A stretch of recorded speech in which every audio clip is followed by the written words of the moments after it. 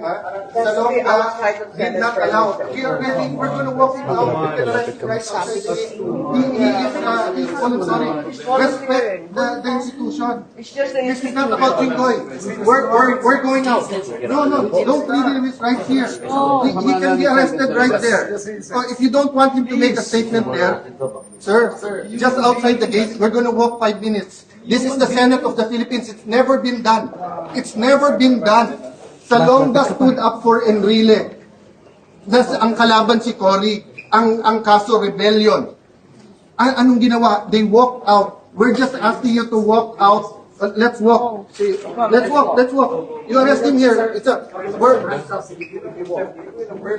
can arrest him right now. Sir! You can arrest him. This is the Senate. This is the Senate.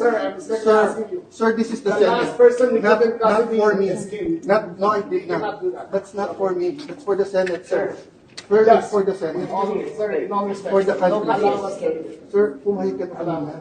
Pumayag ka na right outside the door. Right outside the door. Read his rights, sir. Read his rights. No handcuffs.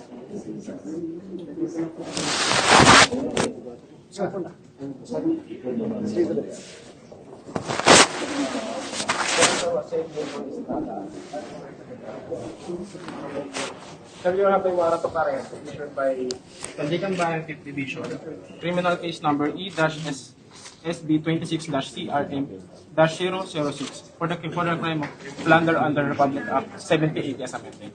Signed by Honorable Zaldi B. Trespeses, Chairperson of Social Justice. Sir, being accused, you have also rights. May karapatan ka manahimik at magsawa ng kibo. Ano man ang iyong sabihin ay maaaring gamitin pabor o laban sa iyo sa kataan mong hukuman. May karapatan na ka rin kumuha ng sarili mong abogado o tagapagtanggol nang naayon sa iyong nakit. Kung walang kakayahan, ang pamahalaan at pagkakaluban ka nito ng isa. Lahat po ba ng mga karapatan niyo sa rin ang unawaan?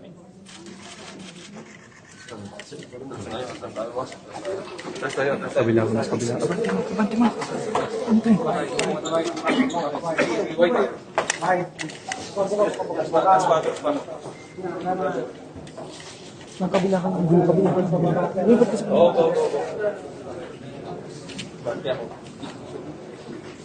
Elevator, yung ano lang arresting ko ano lang.